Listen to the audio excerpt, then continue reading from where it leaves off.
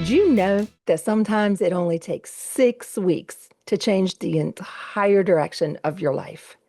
Not 6 years, not 6 months, not someday when everything settles down or when I have time. In just 6 weeks from making a decision to change, everything could be different. I often emphasize that the principles and the concepts I teach can help anyone improve any situation in their life. But I choose, through this podcast and some of the exciting things that I'll be talking about in a few minutes, to focus on helping women who love someone struggling with addiction. Because I know how devastating addiction could be, not just for the addict, but for anyone who loves them. But over the course of 6 weeks, from beginning of September into the first 2 weeks of October, I use these principles to once again coach myself to get really clear on what I want, get clear on my purpose, and the entire trajectory of my life's changed. And I'm so excited to share this news with you. If you're new here, welcome to Ashes to Aligned. I'm your host, Alana Lynn. I'm a certified Canfield trainer, certified passion test facilitator, a widow. But most importantly, for how it relates here, I'm a mom of 2 sons who have battled addiction. If you've been listening for a while, you already know, but this podcast isn't really about addiction. It's about you, the woman who's been standing strong, putting herself last, while holding it all together for everyone else. It's about helping you turn that around so you stop abandoning yourself in the middle of the chaos caused by someone else's struggle. It's about helping you start reclaiming your peace, your power, and your life. Over the past few episodes, I've shared some personal behind the scenes things I've been dealing with and working on. I shared how I've been cleaning up my own messes and incompletes, which is one of my favorite success principles to teach because it's a simple concept to grasp, but working through these tolerances, those little things that we tolerate and put up with that drain our energy, can have tremendous and powerful effects. One of the primary things I did was clear out my house. I had basically been living in half my house. So I cleared out the back bedroom to get it ready for my friend Celeste, who was coming to stay with me for a month. Work, as usual, was exhausting and emotionally and mentally draining. So for the past several months, in order to work on this podcast and the course I've wanted to create, I've had to kind of carve out spare moments, which are usually early mornings, like between 5:30 a.m. And then if I have any energy left over, an hour or two in the evenings. Because mindset is so important and our words carry so much power. I've tried really hard to not dwell on the challenges or talk about them.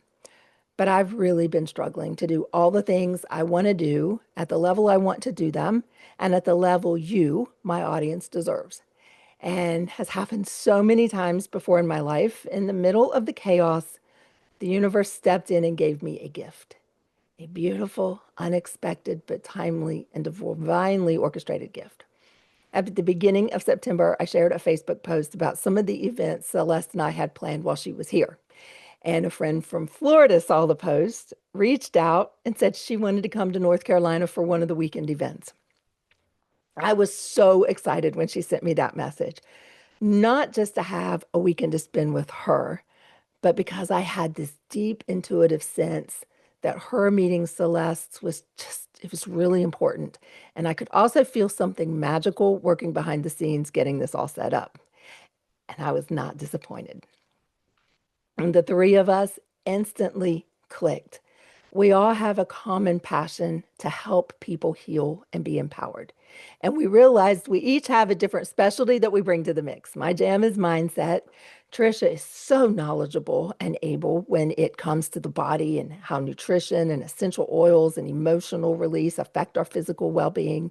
And Celeste is the spiritual soul that brings it all together. And during one of our long talks, I mentioned that in addition to my course and the community and the coaching, I've had this dream of doing in-person retreats, sort of like a detox, but for us. You know, our addicts go off to detox and rehab, and we're still sitting there marinating in the mess, right? And without missing a beat, they both said, I want in, I want to help. And I laughed and said, good, because I was already planning on figuring out a way to convince you to join me. But in that moment, something deep inside me shifted.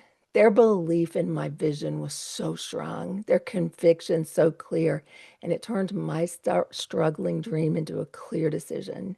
I didn't just have a vision, I became committed. That weekend became a turning point. It didn't give me a new direction, it confirmed the path I've already been walking. I already knew I had the dream, I already had the framework, and I definitely had the calling and the passion. That weekend gave me the courage to stop tiptoeing and to take a massive leap to go all in. I kept thinking about the sign that my massage therapist has in her room, and it reads, when you come to the edge of all the light you have known and are about to step out into the darkness, faith is knowing one of two things will happen. There will be something to stand on, or you will be taught how to fly. And I prayed on this. I meditated. I did some journeys. I talked and whined and vented to Celeste. I'm sure she wanted to scream, make a decision already. Or as we say in my family, shit, or get off the pot. And on October 1st, I did the thing I've wanted to do for a really long time, but had been too terrified to do. I gave my 6-week notice at my job. Not because I have it all figured out. I don't. Not because I'm not scared. On some level, I am. But I'm also filled with so much peace because I'm finally acting in alignment with my purpose and my passion and what I know that I'm here to do. And I keep thinking about the last time I did something that others considered crazy or radical. It was 1992. I was a single mom of a 5-year-old, and I knew with every fiber of my being that I was supposed to leave Tucson, Arizona, and move to North Carolina. I didn't have a job, no network. I didn't know anyone that lived in Greenville. I barely had a plan. I was mostly operating on gut instinct. It didn't make sense to anyone. My stepmom tried to intervene. She called my mom and said, you have to stop her from doing this crazy thing. But my mom, the one who had the most to lose, I mean, not only was I leaving, but I was taking her grandson who she'd helped raise. She said, what's the worst thing that can happen? She doesn't like it and she moves back. And I got a job that led me to meeting Charles, and my life turned out better than I ever could have imagined. So here we go again. Drawing courage from that experience, I'm jumping again, and I have total faith that because I'm acting in alignment with what I'm meant to do, somehow, some way, everything will work out. My last day of work at the job is November 14th. And instead of fear and trepidation, I feel tremendous relief and hope and an overwhelming sense of possibility. So that's what's happened with me over the last 6 to 8 weeks. But how does all of that impact or benefit you? Well, rather than slogging through at 5 a.m. or 7 p.m. at night when I'm exhausted and struggling to get my thoughts together for a podcast episode or an effective course or the best site and design for creating a supportive community, I'll be devoting myself to working on those things full time now. I'll be able to provide more in-depth and personalized support. Podcast episodes will go back to dropping every other week. Hopefully, by the first of the year, I'll be able to get back to releasing new episodes weekly. And I want to start including guests, both experts in the field of recovery, as well as people who have their own stories of recovery to help bring inspiration and hope. And because everything can change in 6 weeks, my first course, Letting Go with Love, The Graceful Rise, will be a 6-week journey that follows the same roadmap I used to turn my life around. And it's all based on Jack Canfield's success principles. It's the exact process I used to go from survival to alignment, and I cannot wait to help other women walk through it too. This course is not going to be a typical impersonal or overwhelming course. I really want this to be an experiential process, and I want to make sure each person knows that they're not going through their struggles alone anymore. The first 2 groups will be beta groups. Because of that, they'll be offered at a deeply discounted rate, but the Phoenixes that will be in that group will also receive a tremendous amount of personal coaching while helping me design a premier journey. I know what the material needs to be. Like I said, it's based on an already proven method that thousands of people around the world have used, and it's the roadmap I used to turn my life around.